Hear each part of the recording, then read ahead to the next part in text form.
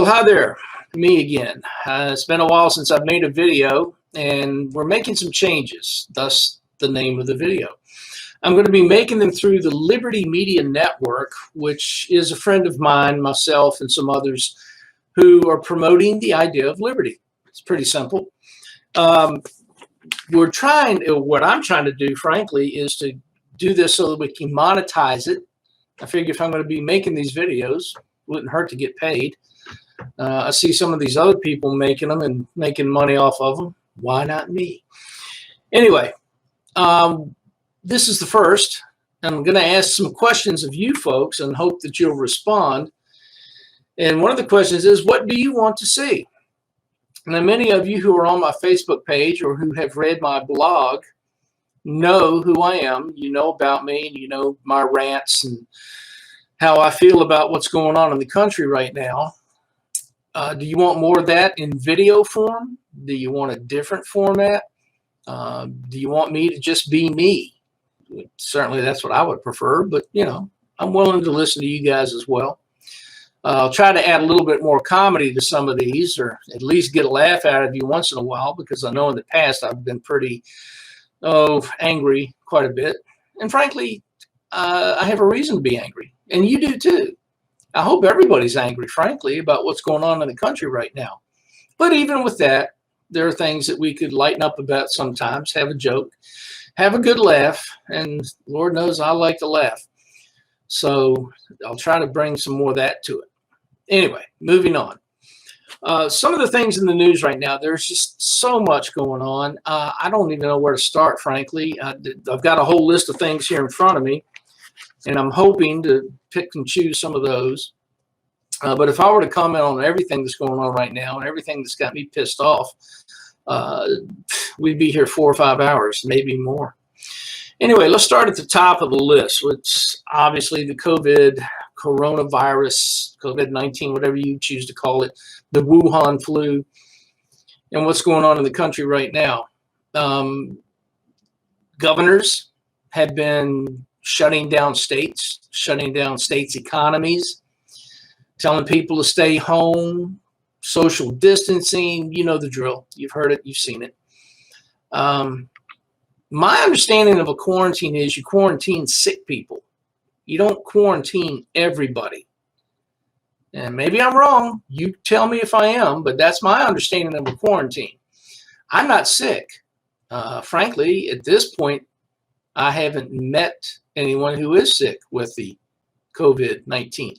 Now, based on what you've read on my Facebook page and my blog, you would think that, oh, maybe Floyd doesn't believe there is a bug, a virus going around out there. Yeah, I do. I never once at any time said I didn't believe there was a virus. I do believe there is one. I believe it began in Wuhan, China, and I believe it began in their biochemical warfare lab. But, you know, I'm a crazy conspiracy nut, so what do I know? Anyway, we know it's out there. Just like the flu is out there, the common cold is out there, the avian flu is out there, the swine flu is out. My point is there are all sorts of viruses out there that can make you sick or could kill you if you're somebody who has a compromised immune system, all right, or you have other underlying conditions. So I have in no time have ever contended that there was no flu and that there weren't people getting sick from it. Now, having said that, and yes, I'm touching my face. Get over it. Anyway, the point is that all the numbers we've had thrown at us, all the reasons given to us for the shutdowns and closing down the economy, keeping people at home, et cetera, were based on these computer model projections. Now, how many times have we heard that term? Computer model projections. Now, of course, if I remember correctly, and again, tell me if I'm wrong, they started out around, 2 million people in America could die because of this thing. Well, then they walked that back, 600,000. Then they walked that back again, 250,000, and walked it back and walked it back. And now we're down to around 60,000. So obviously, and you can do the research yourself. You can Google this stuff. You don't need me to tell you all of this. Obviously, somebody got something wrong somewhere. So why do we keep using these computer model projections when more often than not, they're wrong? Not just wrong, but grossly wrong. They do the same thing with the weather. How many times have you heard the weathermen say, computer model projections show that? Oh, we're going to have snow next week. We're going to have snow tomorrow. It's going to rain 6 inches in 1 hour. And none of this ever happens. They walk it back. They choose, oh, well, you know, the Canadian winds changed, and that's changed everything. Well, why didn't the computer model projections show that change? So we make all these predictions, and then we make decisions, and we expect others to make decisions based on these computer model projections, and then they turn out to be wrong. We've shut down an entire country because of this flu bug. Now, again, it's a virus. How do you escape a virus? Certainly, there are common sense things that I've known since I was a kid. When you sneeze, cover it up. When you cough, cover it up. Wash your hands regularly. Why do we have to be told this now? We live in America. Has no one taught you this before? Did your parents not talk to you about this? I mean, none of this is new stuff. Every year in the fall, we get the flu is back. You know, be prepared for the flu. Okay, so apparently that virus doesn't go away. Are we to expect this new virus to just disappear and go away? Or is it always going to be out there? And if it is always going to be out there, are we always going to be under quarantine? Are we always going to have to shut down the economy and keep people at home and shut down businesses? Or do we simply learn to press on and live with it as we have with all the other viruses and illnesses that affect us every day? Look, I don't want to see people die any more than you do. I've had family and friends die. I'm 63 years old. I've got people dying who are younger than me, friends of mine. So I don't like it any more than you do. But look, can we be honest? Can we be real? People die. I'm going to die. You know, yeah, I know that some of you are heartbroken to hear that. But one day I'm going to die. Maybe it'll be from natural causes. Maybe I'll get hit by a bus. Maybe I'll get the flu and have pneumonia and die. I don't know any more than you do. In the meantime, do we shut down a country because of it? Or do we learn to live with these things and move forward? I think you know how I feel about it, but again, what do you think? Am I wrong? Am I way off base here? Now, here it is. It is April 14th on my calendar. I have to look now. It's been so long. I have to check the calendar to see what day it is. But how long have we been in this quarantine now? How long have the state of Virginia, where I live, how long has Virginia been shut down? How long have businesses been closed?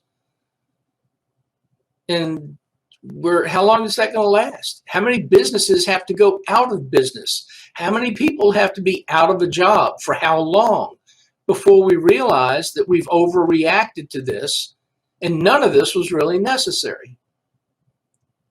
And again, I'm sorry for those who have lost loved ones. Just as if you open the obituaries in the newspaper every day, people die. It happens.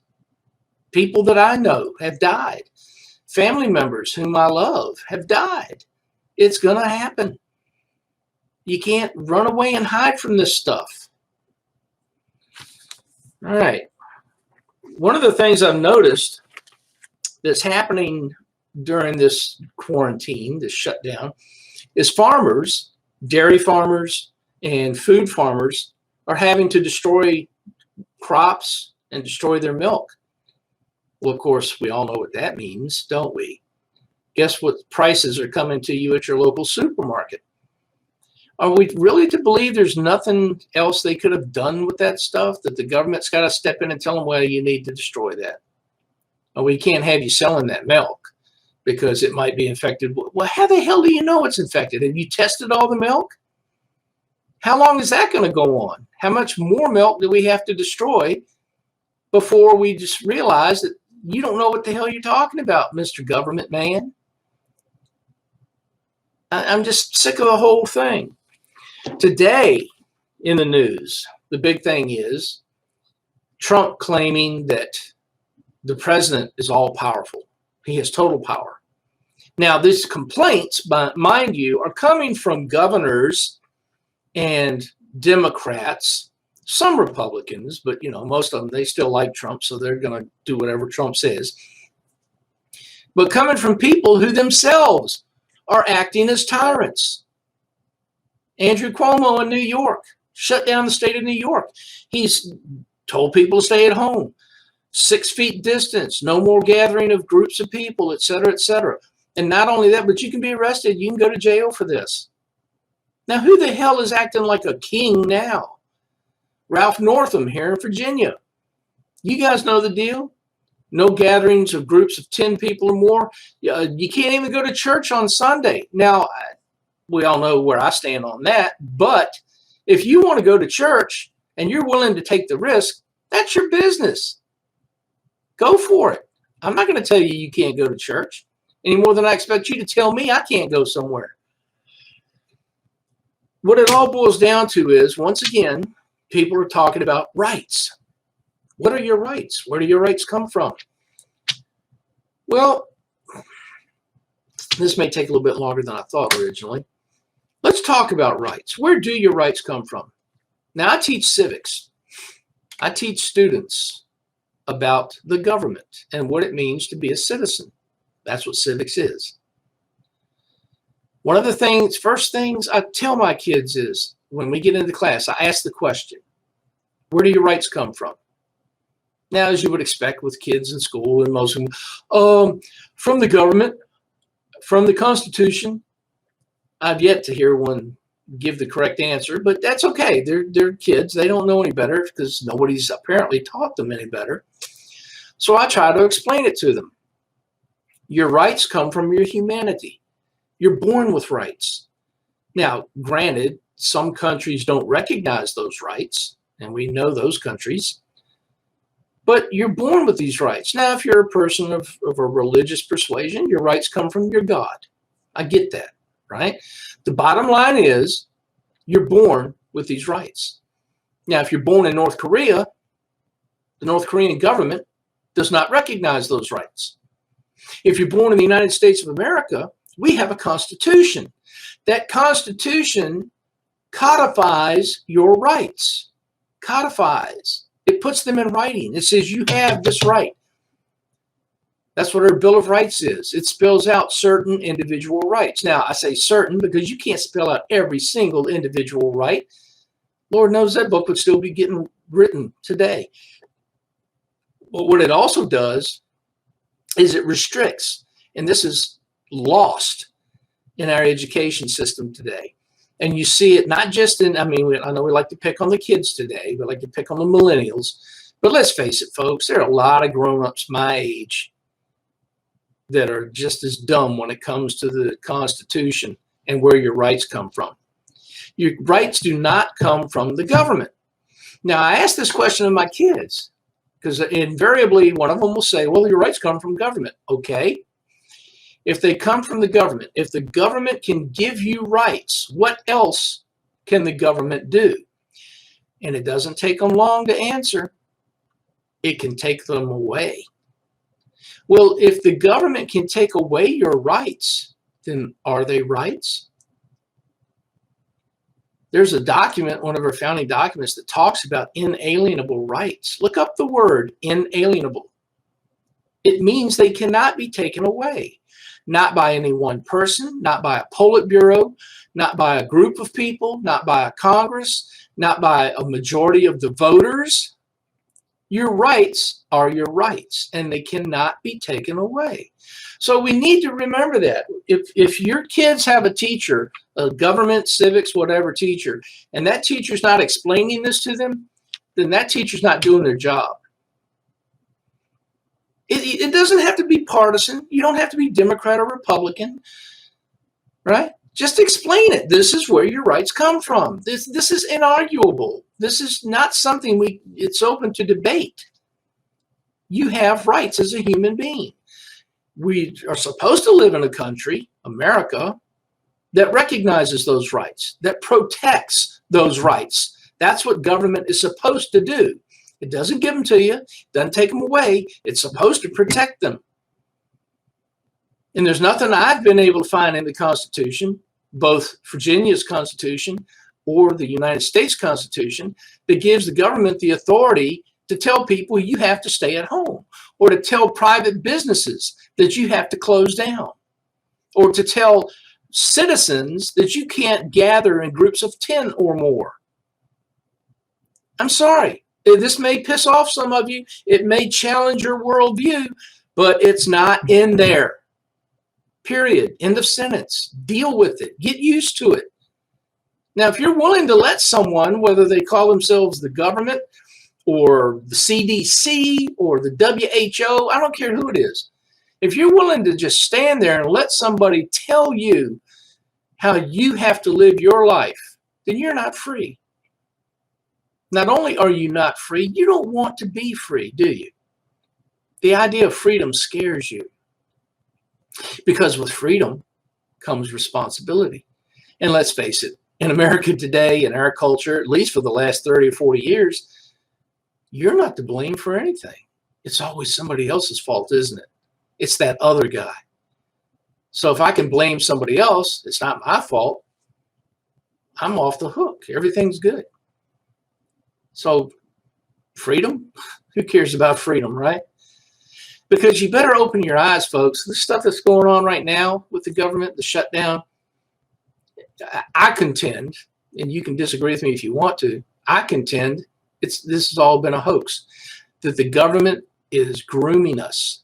They're just pushing as far as they can push to see how far they can go before we push back. How much are we willing to put up with? How much are we willing to take? Well, how much? How much are you willing to take? I'm not willing to take any of this crap, but I'm one guy. I'm just a loudmouth on the video cam making a video. I don't have any power. I don't have any authority. You can be mad at me for saying these things if you want to, but I'm not the one making you stay at home. I'm not the one who shut down your business. I'm not the one telling you you can't go to church. So if you want to be angry, that's fine, but you might want to find out who to direct that anger at. I'm not the one causing you the problems. I may point out some things you don't want to hear. That's why I'm here. That's why I'm doing what I'm doing. Maybe it'll get you to think. Maybe it'll make you stand up for a minute and go, well, he made a good point, or I hadn't thought of it that way. Okay. Anyway, those are some of the points I wanted to make. Again, I ask for your input so that I can help make better videos as we move forward. I hope to start doing this on a more regular basis. So your help is asked for and would be appreciated. And that will do it for today. Have a good day.